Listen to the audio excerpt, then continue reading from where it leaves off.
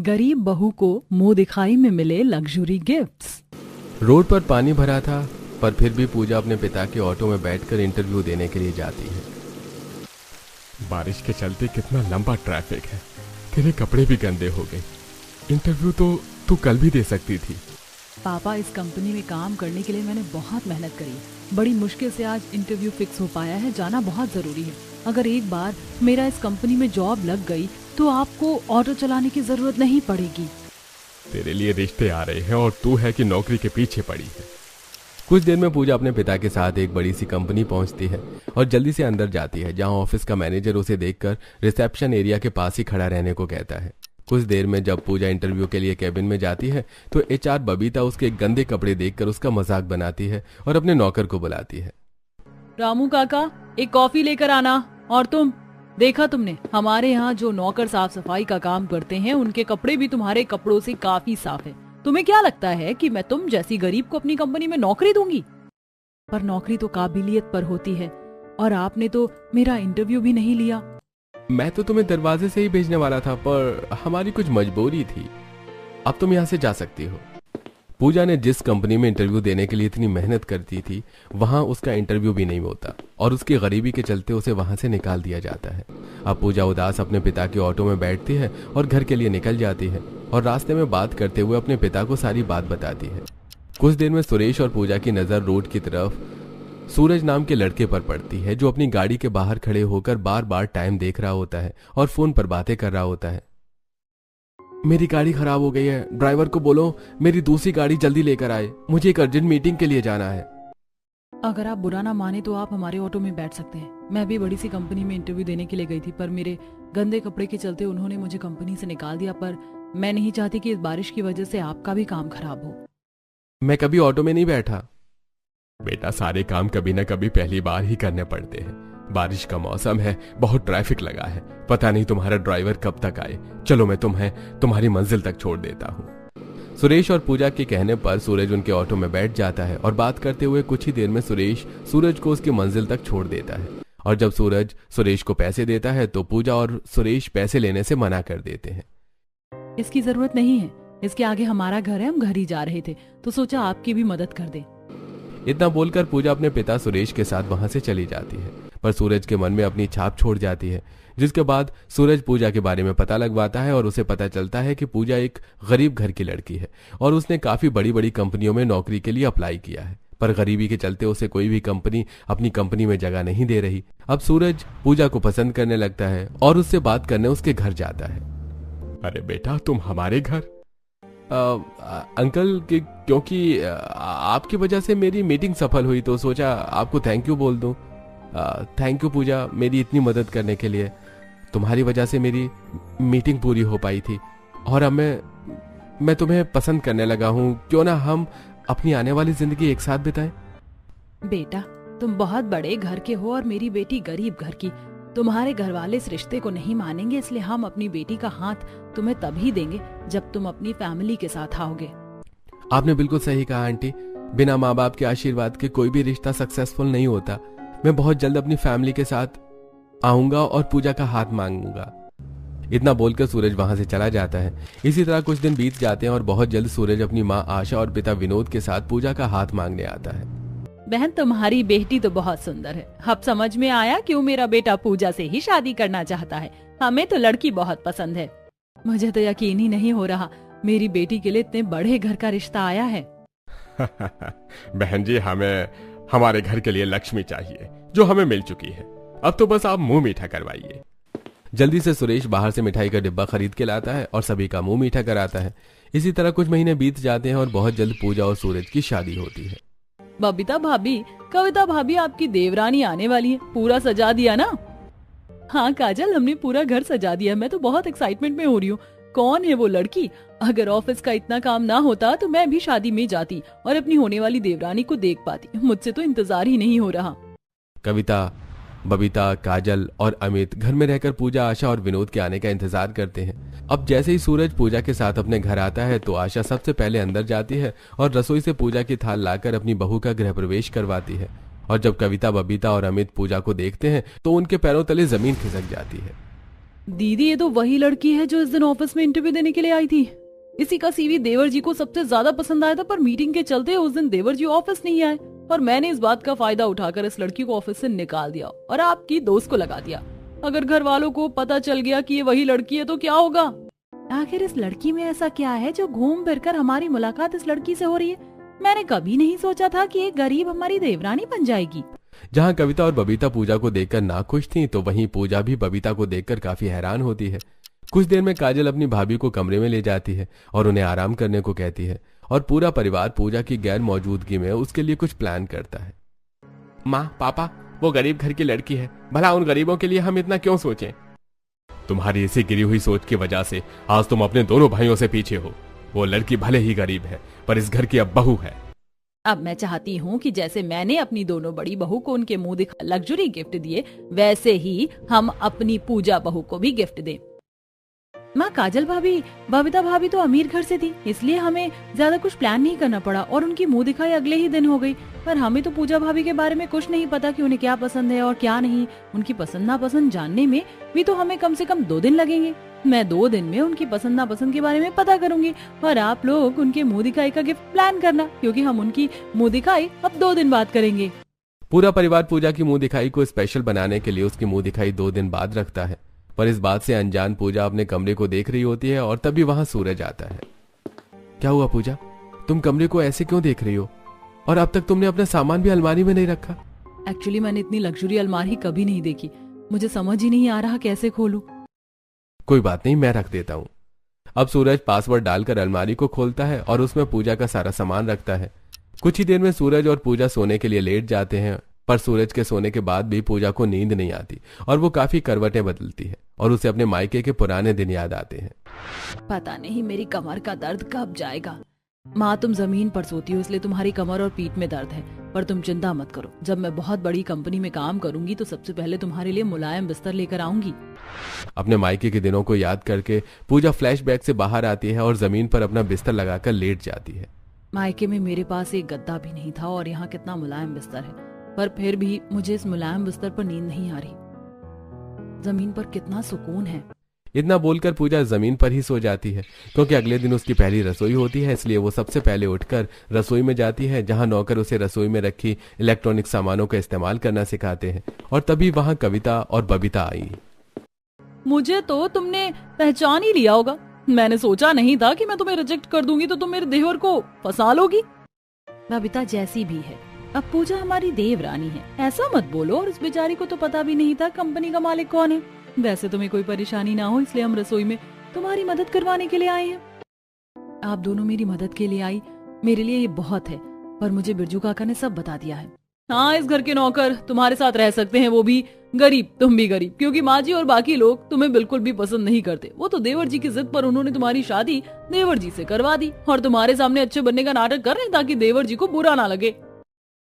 तुम ये मत सोचना कि हम तुम्हें भड़का रहे हैं, पर तुम खुद ही सोचो ना, पहले तुम्हारी मुंह दिखाई होती है, उसके बाद पहली रसोई, पर तुम्हारी मुंह दिखाई तो हुई नहीं।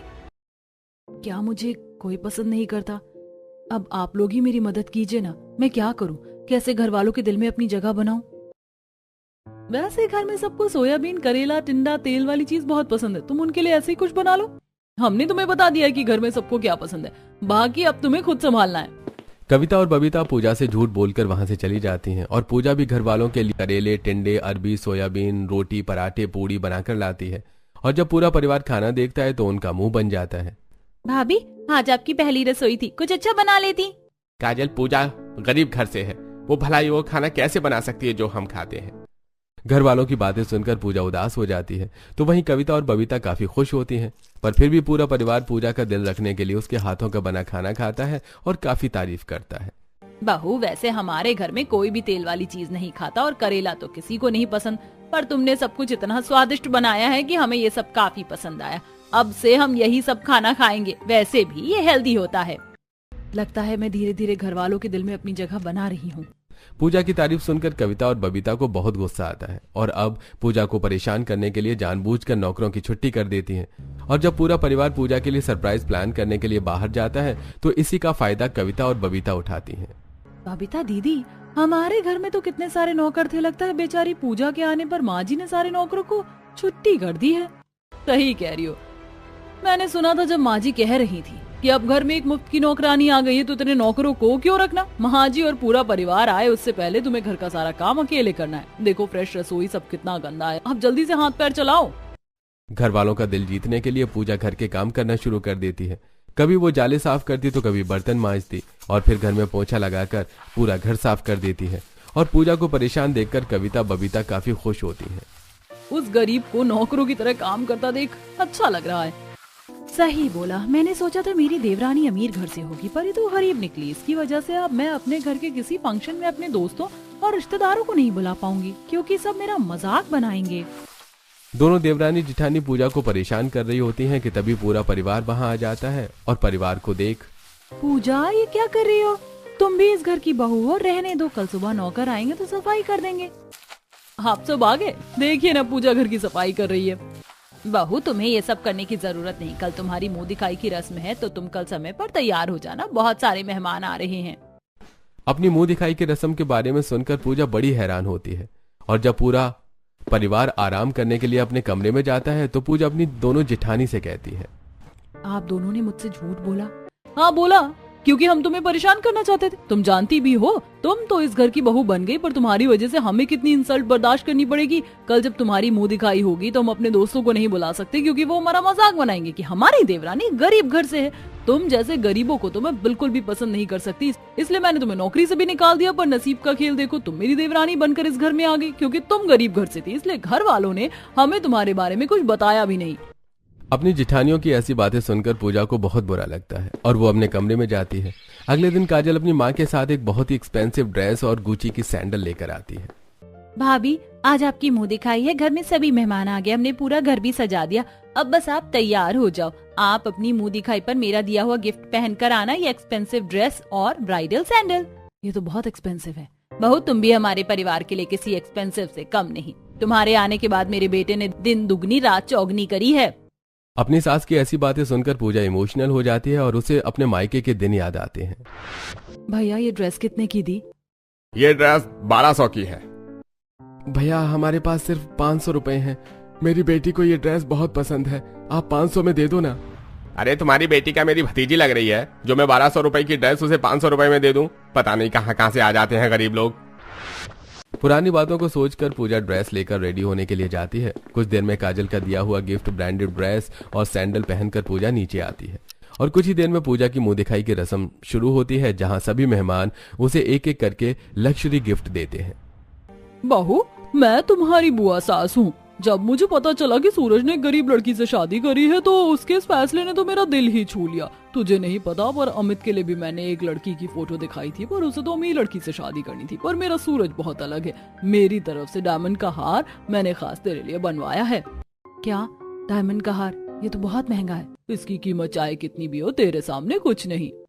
अपनी बुआ सास का इतना प्यार देखकर एक बार फिर पूजा अपने मायके के दिन को याद करती है जब शादी के कुछ दिन पहले पूजा अपनी बुआ और अपनी माँ के साथ कुछ गहने लेने के लिए गई थी। सोना कितना महंगा है पर अपनी बेटी को कुछ तो देना ही होगा। भैया आप 2 ग्राम की अंगूठी बना दो।